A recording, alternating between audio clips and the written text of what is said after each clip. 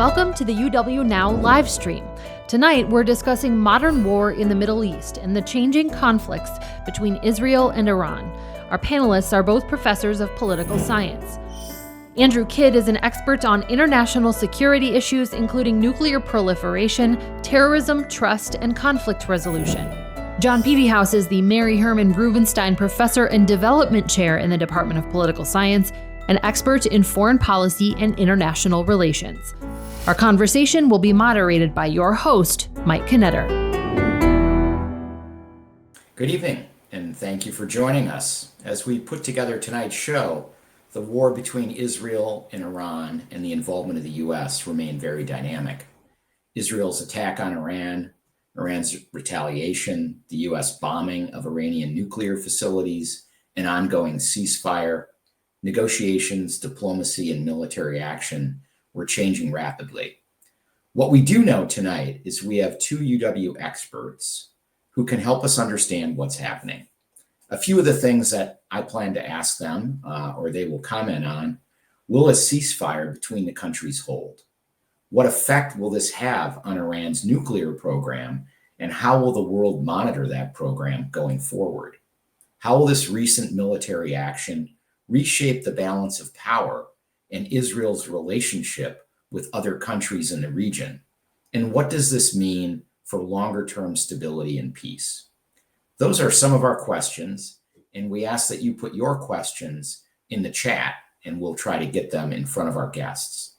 We'll go first tonight with Andrew Kydd, who's going to give us an overview of the history of Iran and its relationship to the United States and the region, and kind of give us the backdrop for further discussion. So, Andrew, thanks for joining us tonight, and I'm going to hand it over to you to walk through your history and slides related to Iran.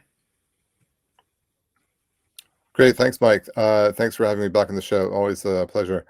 I'm just going to walk through some of the history of the Iranian nuclear program and the diplomatic and military ramifications of it to set the stage for our discussion tonight. And I always like to start out with a map to situate my students. A lot of these slides come from my lectures, from my classes.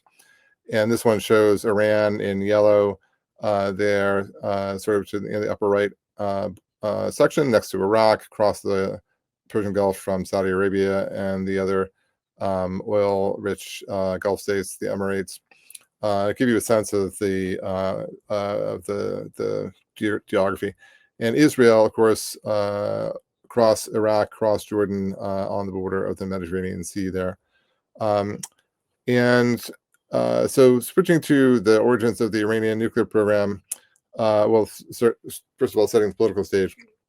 Iran was a U.S. ally during the Cold War until 1979, when the Islamic Revolution overthrew the Shah. That was the time, of course, of the hostage crisis, where American hostages were taken and held for almost a year. That was followed immediately by the Iran-Iraq War, a very long and bloody war between Iran and his neighbor Iraq, started by Saddam Hussein, the leader of Iraq, which, sorry about that, led to large numbers of casualties in Iran, including chemical weapons attacks and missile attacks. And that's also when Iranian support for terrorist organizations began, most importantly Hezbollah in the north in Lebanon. So getting to the Iranian nuclear program, we first, they had civilian nuclear reactors from before the revolution, and those are still there and were not touched in the recent war. But the more concerning aspects of it that had military applications were discovered in 2002, and that's the Natanz uranium enrichment facility. One of the most important things, the most important thing really, for getting nuclear weapons is to have a supply of fissile material. Fissile material is the stuff that is fissions, that makes the atomic weapons go, that makes them explode. Everything else is easier to do. Getting fissile material is hard. And one of the most usual common ways to get it is by enriching uranium in an enrichment plant. So when you see uranium enrichment, you immediately become concerned that there might be a nuclear weapons program involved. 2002, we discovered the Natanz uranium enrichment facility.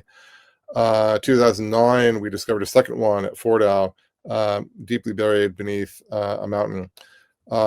As early as 2002, people were talking about what do we do about this? Should we attack it? And the Bush administration was extremely concerned about that. But of course, that's the period when we were invading and occupying Iraq. And so as that went awry and went off the rails, there was much less appetite for further military action against Iran. This is just a quick indication of the Iranian nuclear missile or ballistic missile capabilities. Iran is in red in the center, and the circles indicate the range of their various missiles. Just put up here to show that they have missiles that can hit countries in the region as far away as India, certainly Israel, as far away as Eastern Europe, but not ICBMs capable of hitting the United States. So if they did have a nuclear weapon, that's the range of the missiles that they have with which they could deliver it. So preventive strikes. So Israel has launched preventive strikes twice against nuclear programs. Once in Iraq against the Osirak reactor in 1981. Interestingly, the Iranians struck that reactor first in the Iran-Iraq War, damaged it but not destroyed it, and the Israelis then finished the job a couple months later. And then again in 2007 against Syria, against a nuclear reactor that was being built with North Korean aid. And they've wanted to strike Iran all along.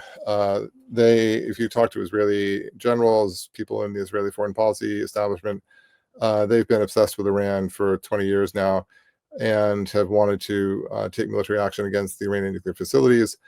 American people on the hawkish side of the spectrum have a similar viewpoint and have wanted to take action against it as well. But for a variety of reasons, we didn't do that, and we constrained and restrained Israel from doing that over the years, even though a constant litany or constant refrain of American presidents has been Iran must not get nuclear weapons. We'll never allow that, including by Barack Obama. And so what's the alternative? Well, the alternative is a diplomatic deal, a negotiation of some sort. And the 2015 Iranian nuclear deal, known as the Joint Comprehensive Plan of Action, it was the embodiment of that. That was the sort of crowning success of that approach, negotiated by John Kerry, Secretary of State at the time, during the Obama administration.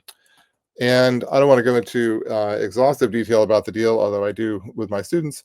But just from what we need to have a discussion here tonight, the main features of it, the first and perhaps most important one was how it dealt with uranium. Again, highly enriched uranium being a type of fissile material that you need to have a bomb.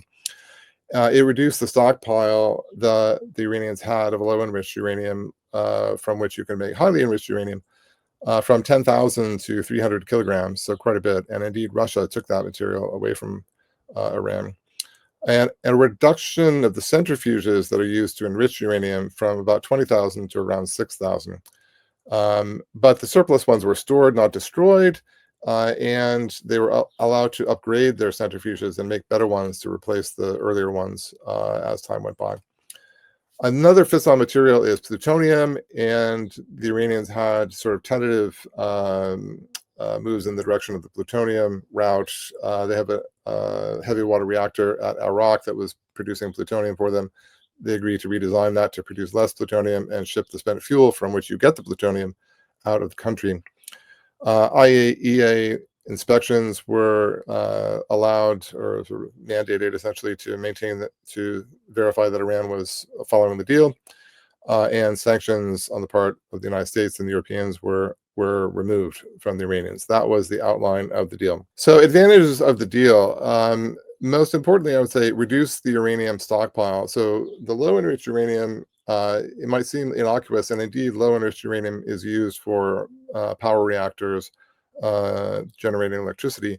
But once you've enriched it to even a low rate, you've done a lot of the work in enriching it to highly enriched uranium. And so having a big stockpile of low enriched uranium is worrisome even in and of itself. And having a stockpile of 60% enriched uranium is extremely worrisome, which is what they had before the recent conflict.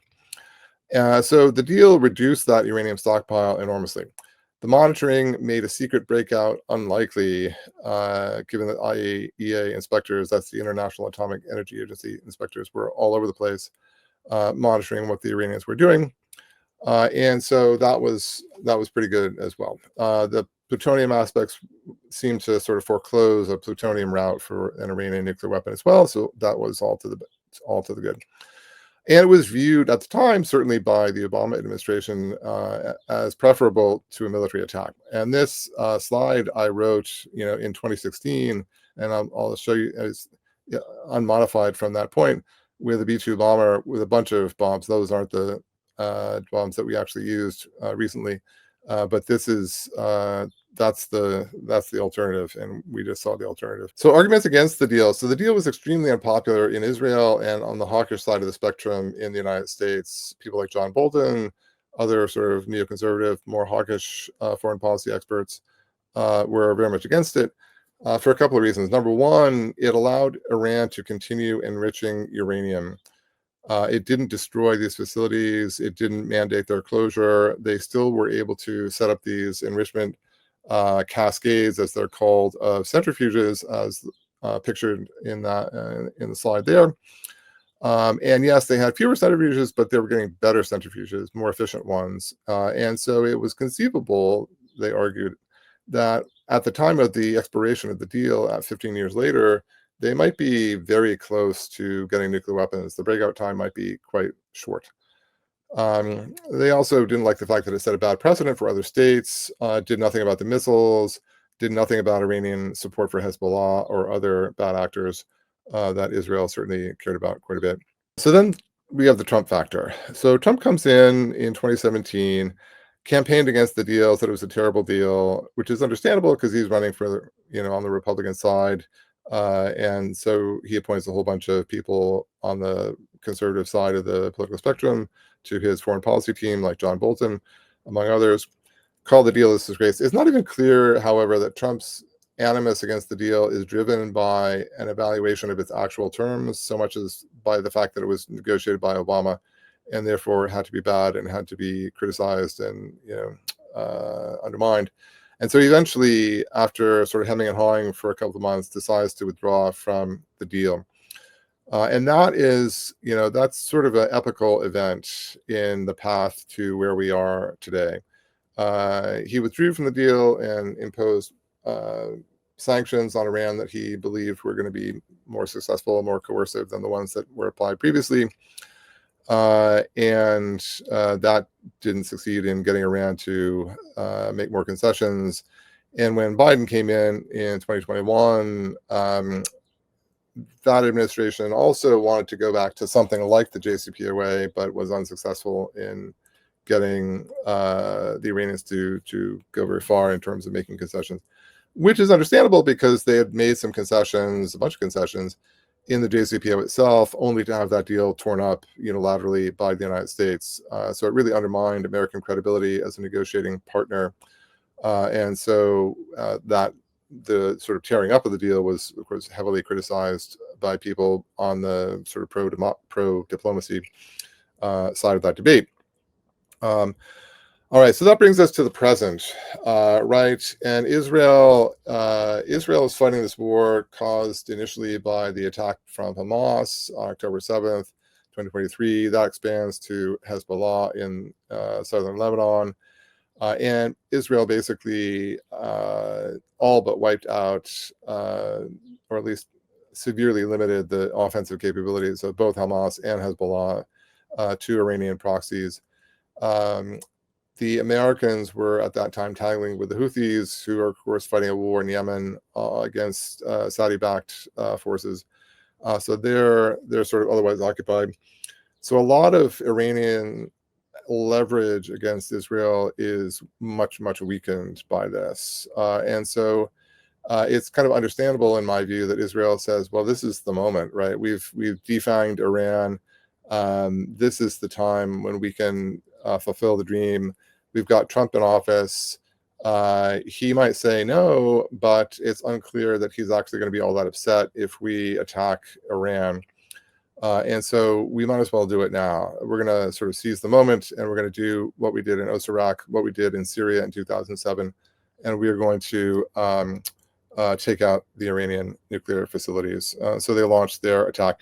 Once Israel has done that, the incentive for the United States to get involved is enormously elevated, right? Because Israel didn't possess materials, weapons capable of destroying Fordow, except for their nuclear weapons, of course, which interestingly were never discussed as potentially being used in this conflict. But anyway, bar nuclear weapons, Israel was not able to destroy Fordow. The United States was at least able to try with our large bunker buster bombs. And so the incentive for the United States at that point, once Israel has, poked the hornet's nest, is to go ahead and destroy Fordow rather than allow Iran to retain the ability to enrich uranium after having been attacked by Israel. The incentive to destroy that capability is enormous. And so I think that's, probably the main reason why the United States, certainly why people in the administration of a more sort of traditional hawkish foreign policy perspective were advocating for that. Okay, so big questions at the end. Would we have been better off sticking with the JCPOA? That's kind of a historical question, but it sort of lives on in the sense of what happens next diplomatically, right? The bombs have stopped falling for now anyway. Is there going to be a diplomatic push? Trump has talked about it. It's unclear what the Iranians are going to be willing to do at this point. So should we return to negotiations? What would that look like? Et cetera. Was the strike preferable to not attacking? And that hinges on a lot of things, technical things like how effective was it? There's some great coverage in the New York Times on that topic with some explainers about how much all the steps that you need to go through to build a nuclear weapon and how degraded each one of those was by the Israeli and American attacks. So that would be a great place to look for some explainers on that topic. Trump has, of course, claimed that it was, devastating, completely obliterated the attack, the targets. Others are less persuaded, so there seems to be some middle ground there to be found. If the attacks weren't that effective, of course, then it's a big mistake. But time will tell. So I will leave it there. Thanks. Andrew, thank you. We're going to go straight to John Pevehouse, and then we'll come back and get audience questions for you and John. So from here, I'm just going to hand it off to John, and he's going to talk a little bit about how domestic politics in each of these countries shapes what's possible for them. John? Great. Thanks, Mike. Thanks for having me back. Always a pleasure to be on. Andy gave a great kind of entree to the background and the history. And, I think Andrew made a great case and is exactly right that there were lots of kind of strategic, there was a strategic impetus for this on the part of Israel, on the part of the United States. And so it was sort of, one might say traditional national interest at stake here for both countries to try to end this Iranian nuclear program. And again, we can talk about whether it has and what the contours of that are. What I want to just spend a few minutes focusing on and then move to Q&A is kind of the kind of below the surface politics behind some of this in all three countries, because I think there's some interesting dynamics that may have shaped a little bit the decision to do this in the first place, but certainly shaped the prosecution of the war and will certainly shape the negotiations, which come next, which Andrew alluded to there at the end. So we'll start with the United States, which is kind of the easiest, I think, potentially most obvious side, which is, Trump, as Andrew said, was kind of, in a way, put in a position where, Israel went ahead with this strike. I think Andy's exactly right that, Iran was kind of backed in a corner in a way. Its normal allies were heavily degraded. So if you were going to strike, this appeared to be a good time to do it.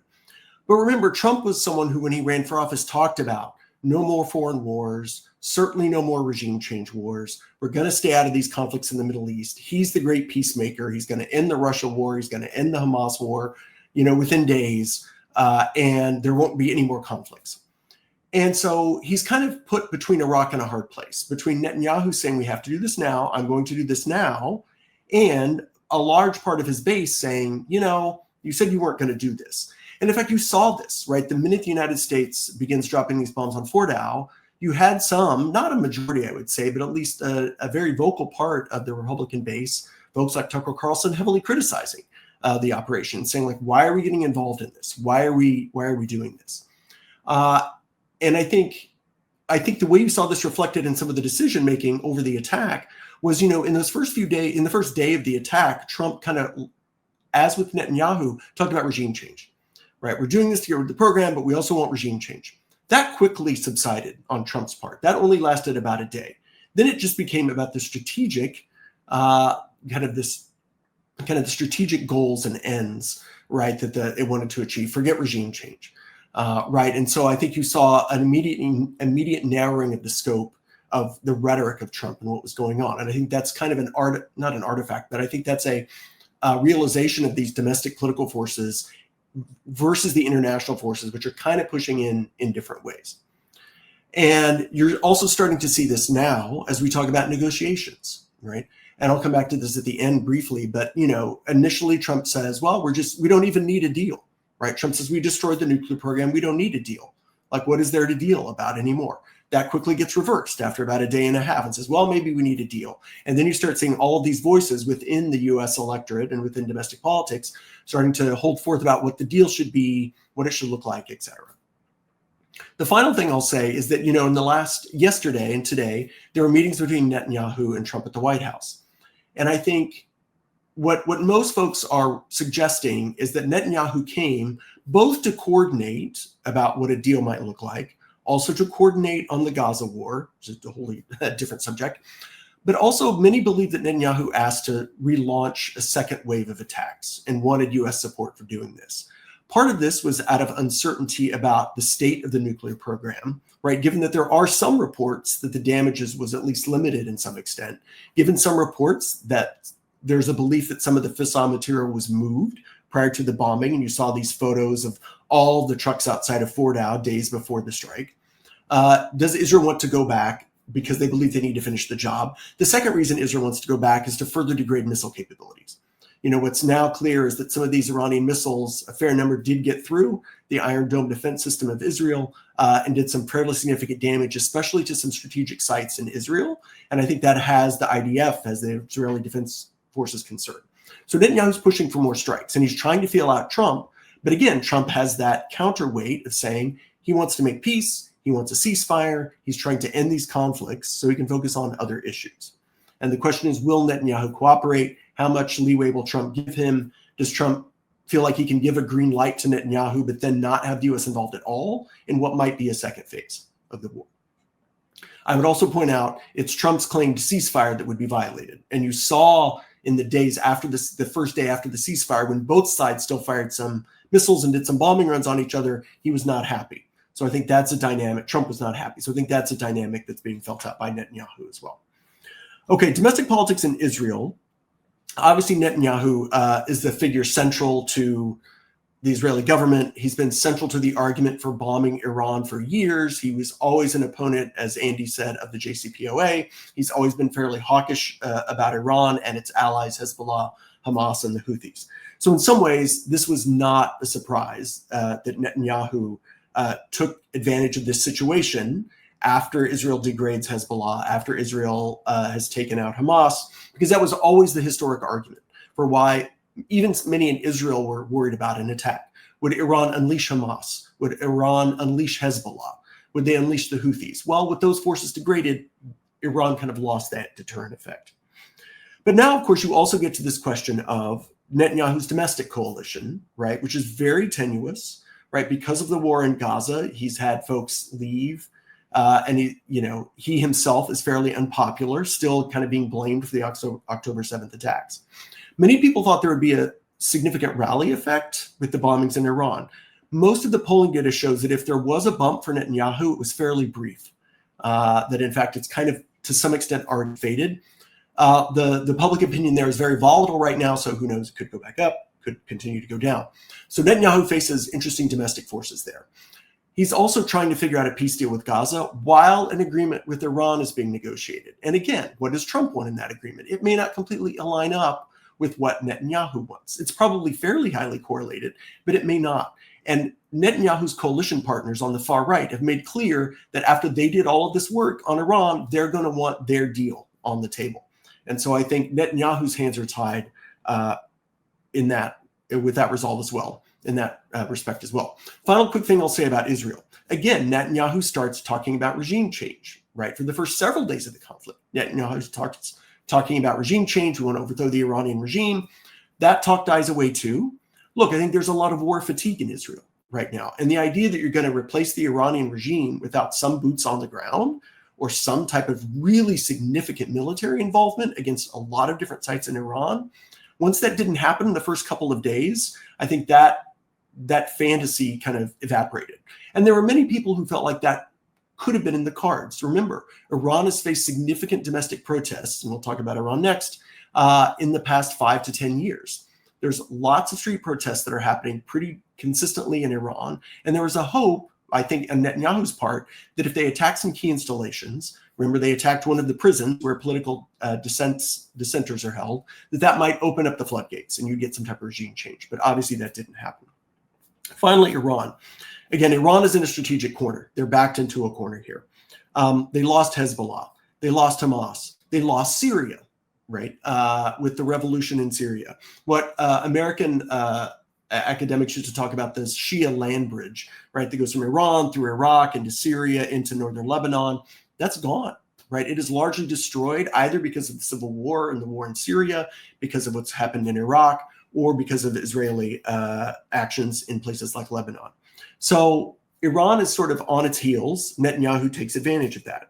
From Iran's perspective, they are a fairly unpopular regime without a lot of cards left to play. That said, they believe their core supporters are still those kind of hard right, the Iranian Revolutionary Guard types who really want to continue the revolution, right? They have talked, it was interesting, in his first public appearance, Supreme Leader Khamenei did start talking about changes within Iran. This is interesting. Revolutions often happen in countries and dictatorships when the regime feels like it has to somehow gain more support, right? So will you start to see a loosening up just a little bit in Iran, trying to get some of those folks who are anti-regime, yet may feel sympathetic in the war against Israel, and try to bring them in somehow to the regime? We will see. But the bottom line is, I think if there was going to be kind of a torrent or a revolution inside Iran, it would have happened quickly, and it would have happened already, and we haven't seen it. So Iran is highly constrained too.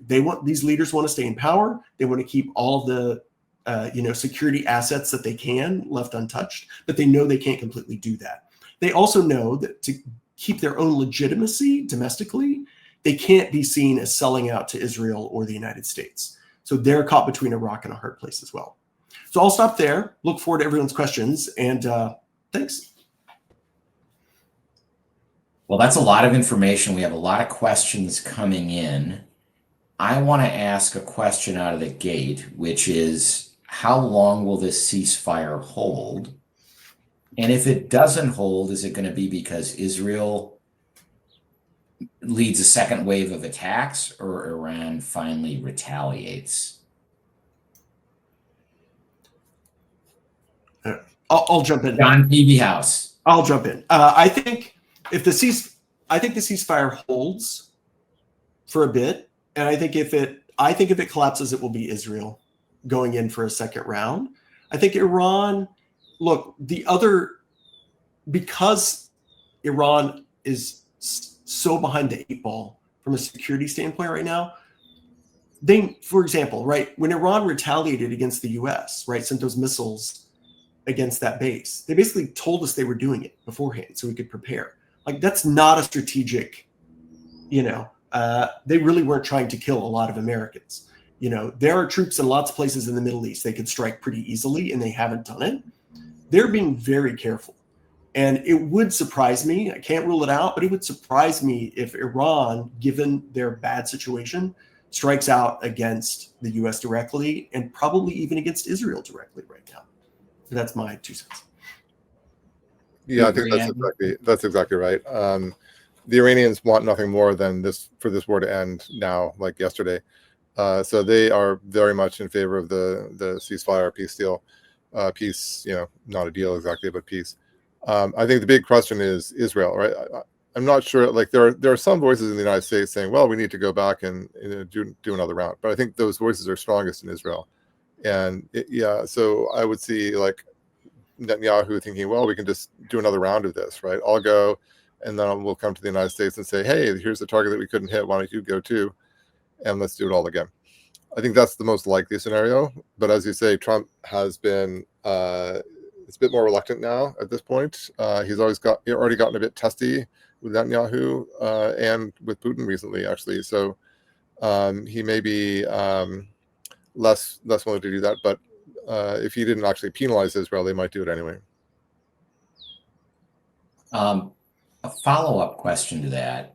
Were people surprised by the degree of Israel's military and intelligence superiority that has clearly been demonstrated here in the skirmishes with Hamas, Hezbollah, and now Iran?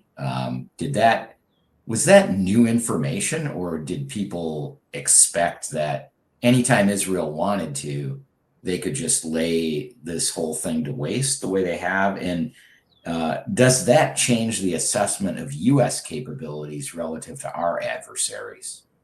Andrew?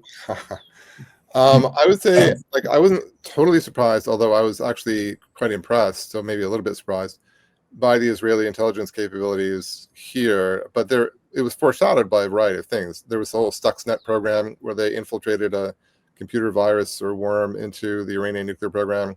There have been previous assassinations of Iranian nuclear scientists. There was the assassination of the Hamas leader in Tehran at a government guest house. I mean, they've had incredible success with human intelligence agents, real actual agents. And so then when the campaign against Hamas, went underway, and against Hezbollah, right, the pager sort of infiltration where they got all these exploding pagers in the hands of Hezbollah leaders and blew them up as the sort of preamble to that war. They've had enormous success. So in that sense, I'm not that surprised. On the other hand, there's limits to that, right? All those operations take skill and time and effort, and you can't do a million of them. And so I think the Israelis, for all their successes, are wondering, right, did we get all the fissile material? I mean, very well, possibly not, right? They may have moved it. They may have moved it to secret places. If you go back to the Gulf War in 1990-91, right, we had a large-scale air campaign against the Scud missile launchers in Iraq and hit hardly any of them in the end. So some of these tasks are quite difficult. Does it improve my confidence of the U.S.? No, not at all. I think the Israelis are just like anomalous in that regard. I haven't seen anything on the American side that would give me the kind of confidence that we have anything like the kind of human intelligence and agent networks and whatnot that the Israelis have. We have all kinds of technical means, but I don't think we have the human intelligence. And the Iron Dome in Israel, is that something completely developed by Israel, or is there U.S. assistance with technology? Because that seemed to be incredibly effective against the waves of missiles that were sent into Israel, certainly more than Iran could defend itself. Yeah, I mean, it's mostly Israeli. There's been some Israeli-U.S. cooperation on this sort of thing.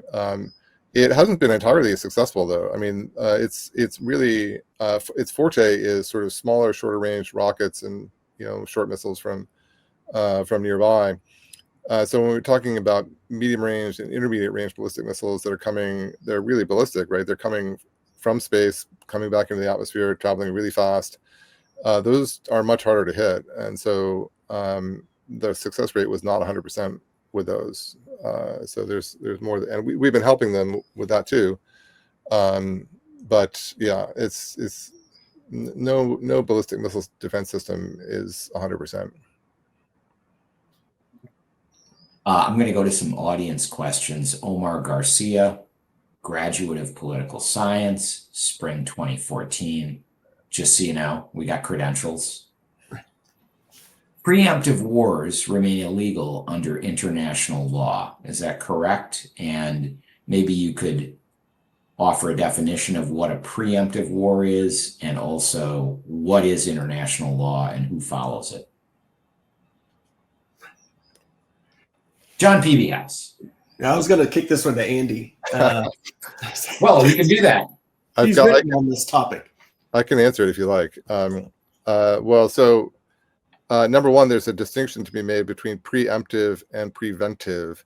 So preemptive is, I think you're about to hit me, so I hit you first. And where you're about to hit me means like days or hours, like you're really about to attack me, and so I attack first.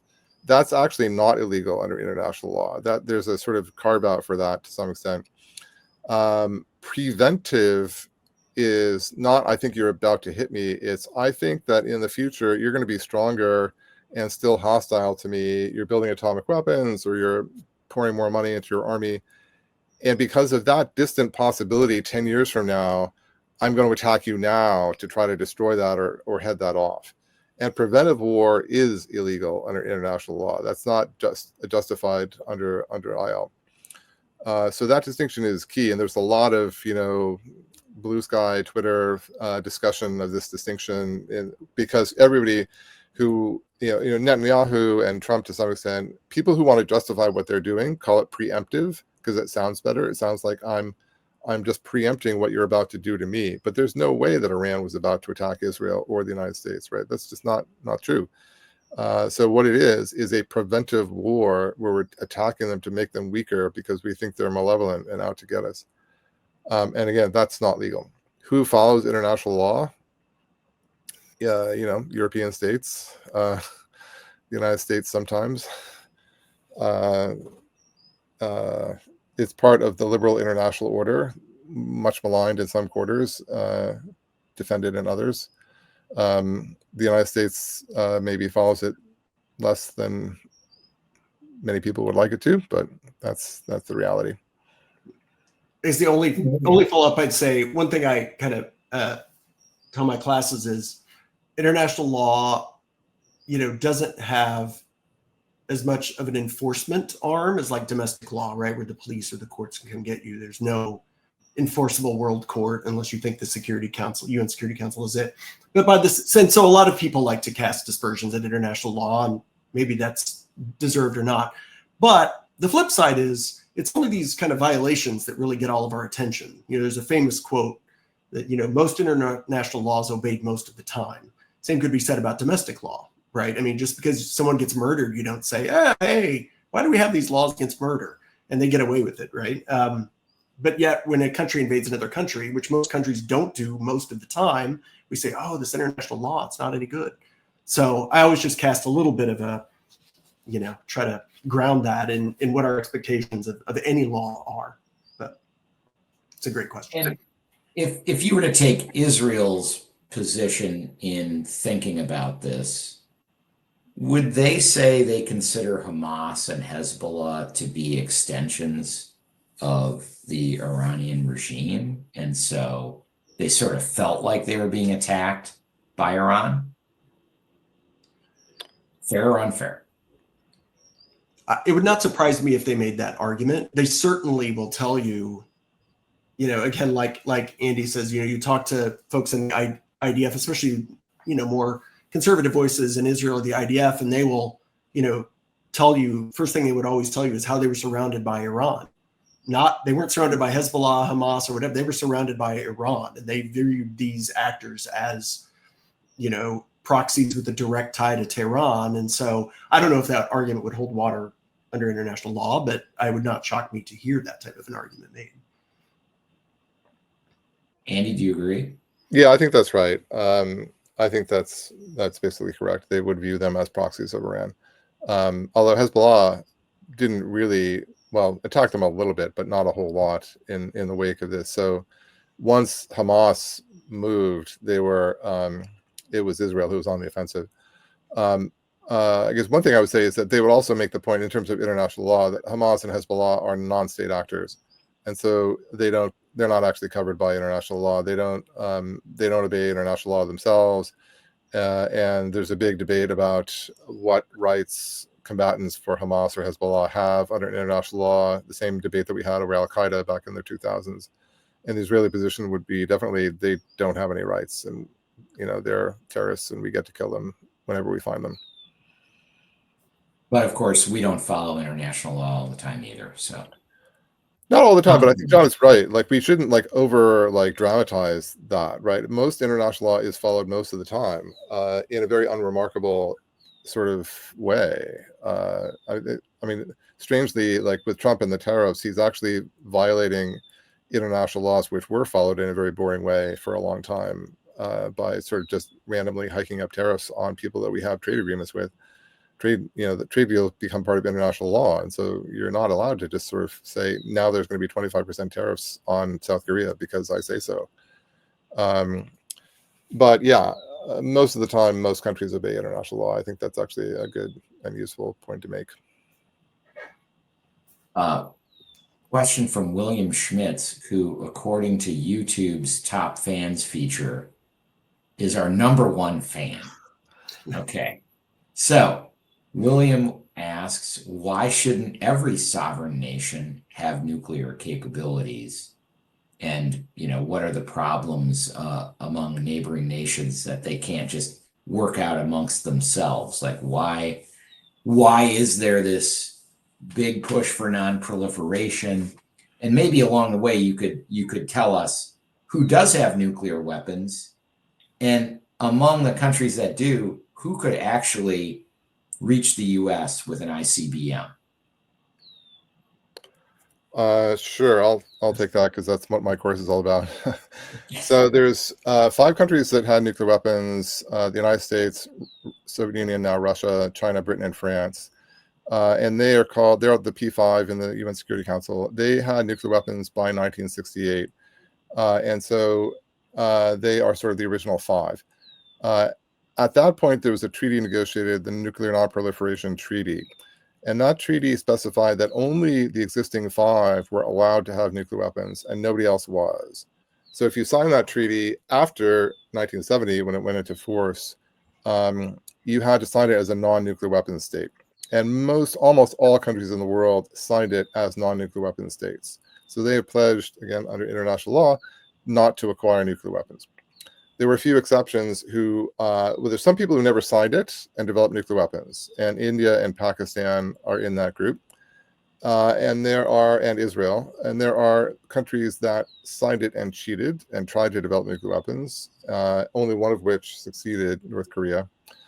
So now you have the P5 plus India, Pakistan, Israel, and North Korea. Those are the 9. In terms of which of those countries could attack the United States, it's an interesting question whether India and Pakistan could. They probably could because they've launched satellites. Well, India has. I don't know about Pakistan. So I would say, the P5 could, sure. And probably Israel and India and North Korea, because North Korea has long enough range missiles, certainly to range the West Coast. Yeah, there's arguments. There are political science, scholars who think nuclear proliferation is great, and we should allow everybody to get nuclear weapons. And if everybody gets nuclear weapons, then everyone will be deterred, and there will be no more war, and that'll be great. So that's the maybe better position. But most people in the policy world and a bunch of political scientists think that's too risky and too dangerous. And you don't want to have some countries have nuclear weapons because they're unstable or because they're ideologically extreme. And they wouldn't be responsible custodians for nuclear weapons. And so the normal sort of deterrence logic wouldn't necessarily hold with them.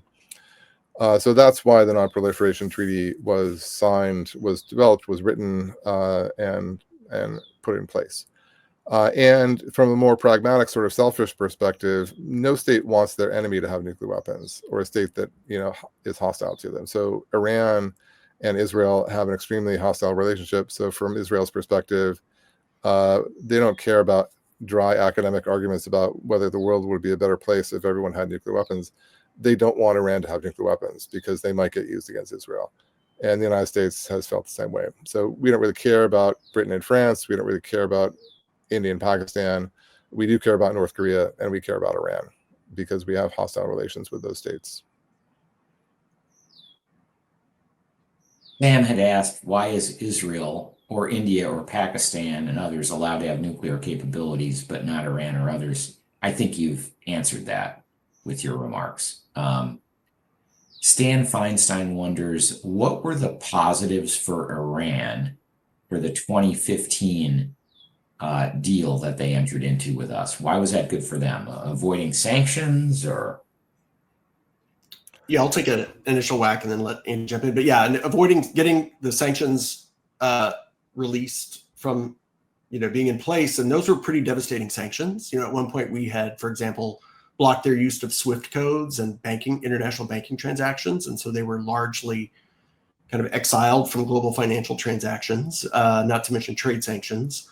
And also, frankly, they got to keep some of their materials and some of their centrifuges, whereas a world in which we had gone to war then, maybe, it would have been kind of what we're seeing now. If it would have really set them back much longer, we don't know. But the big carrot was ending the sanctions. Yeah, I think that's right. And just a slight addition is that it wasn't just the United States that had sanctions. The Europeans were a big part of this, and they had sanctions too. And so their leverage was, along with ours, very important, I think, in getting Iran to the negotiating table at that point. It was a point when we were really, the alliance was tight at that point and working together. I guess the only other thing I would add, Andy, I'd love your thought on this too, is a lot of people ask, why was it then? Why was it 2015? And one of the things that was being discussed at the time was that it was the U.S. and Europe as part of the JCPOA, and it was Russia and China were also at the table. And Russia and China had done a lot of cooperation on the sanctions. And they had kind of given the Obama administration the word that they weren't going to keep playing along forever. Right? That China and Russia were going to walk away from the sanctions regime to do business with Iran. And I think that's what pressured the U.S. administration to say, okay, we got to get something done now, because otherwise the sanctions will be lifted and nothing will happen. Yeah, I think that's right. And if you look at the timing, 2015, that's the year after Russia initially invaded Ukraine and took Crimea. And so you can already see the post-Cold War, good relations with Russia are really on the skids at that point. And Xi Jinping is sort of, consolidating power and taking China in a much more confrontational nationalist direction at the same time too. So yeah, the clock was ticking on that.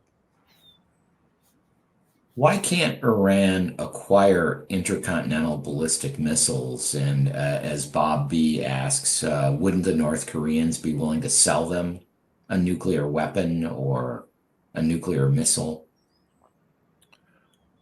They'd certainly be willing to help them with missile technology. Conceivably, Pakistan would too. Pakistan actually helped North Korea with missile technology in exchange for nuclear technology in the networks of the sort of past 20-ish, 15-ish years ago. So yeah, this technology is out there, and there's a bunch of states that are willing to provide to the highest bidder. Selling an actual working bomb is something that, to our knowledge, has not actually happened. They're pretty precious once states get them. It's like Lord of the Rings, right? It's the precious. You don't want to get rid of it. Not many people would sell it.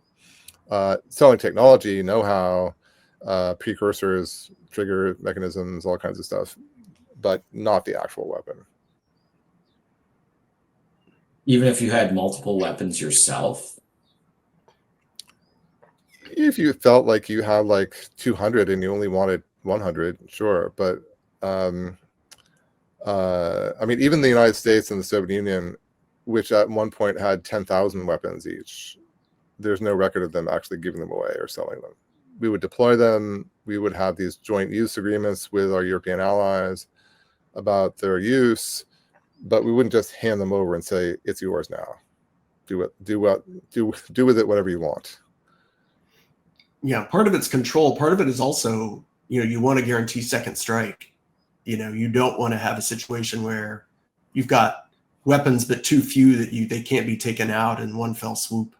This whole mutually assured destruction idea that you want Yeah. enough to be robust. And wouldn't that be the deterrent for Iran to launch against Israel? Wouldn't they be met with overwhelming response? And now, of course, Israel in terms of land area is much smaller, could be more devastating.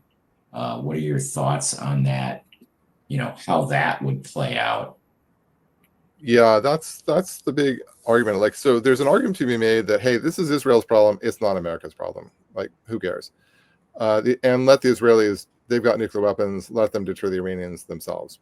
Right? So that's an argument you can make. The Israelis have 200-ish, a bit more now, nuclear weapons. So if you imagine an Israeli nuclear strike that was counter value, as we say, that is directed against Iranian cities, you're talking about severe damage to the 200 biggest Iranian cities, which is a lot of people dying. So that's a pretty robust strike. On the other hand, Israel is small. There's very few targets to be made. And so if the Iranians, if that's a structural disadvantage for the Israelis in the sense that the Iranians, if they had a nuclear arsenal of, say, 100 weapons on ICBMs that travel really fast, or even intermediate range missiles, that's all they need, they could wipe out not only the Israeli population centers, but the Israeli military bases, pretty much anything that moves in Israel.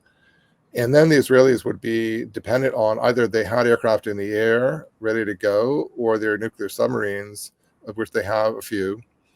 That would be the last gasp for a retaliation on their part. And maybe the Iranians would tell themselves, you know what, we're willing to die for the cause. We're going to be shaheeds here. We're going to take a few millions of casualties, and we're going to destroy Israel.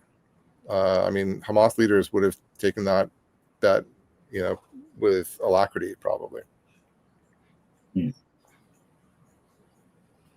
So yeah, nuclear deterrence is powerful. Would it hold for Israel? I think it's not completely crazy or paranoid on the Israeli part to think that it might not. Does the UN, John S. asked, does the UN have any relevance or utility anymore? Well, I will say this. I'll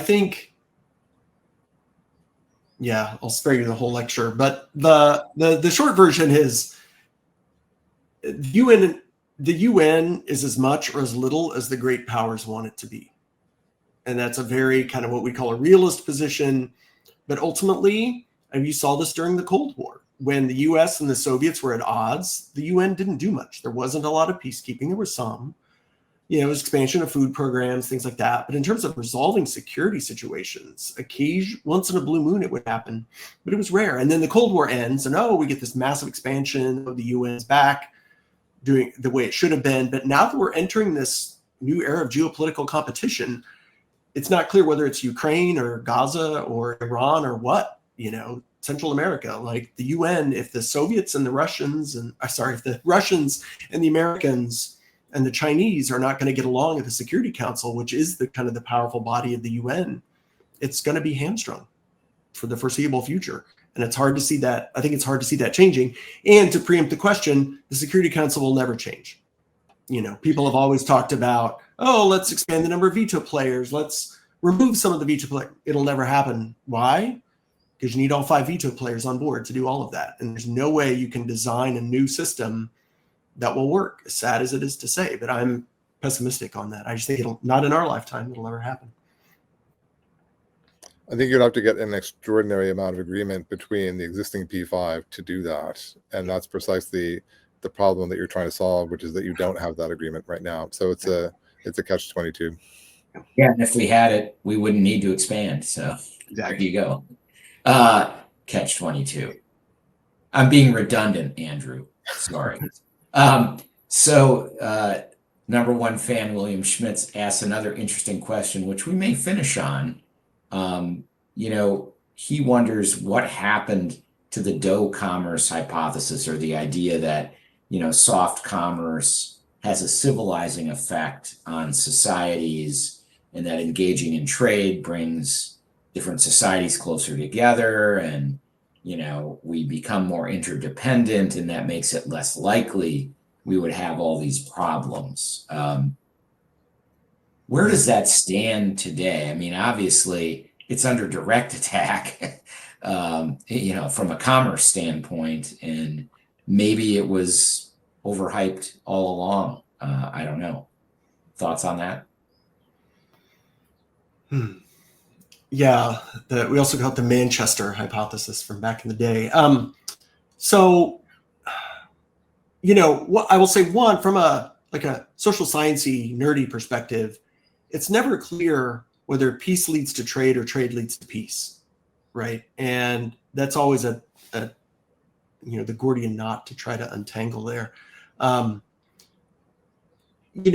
working hypothesis, the mechanism of that hypothesis, right, is it kind of at the individual level, that people in countries, as they see the good things happening that they're buying from other places, when they meet people, they meet traders or firms from other places, they sort of realize that these enemy images they have, et cetera, are good. Firms realize that they've got these supply chains, that they don't want to undermine with conflict. And so they lobby the government not to go to war.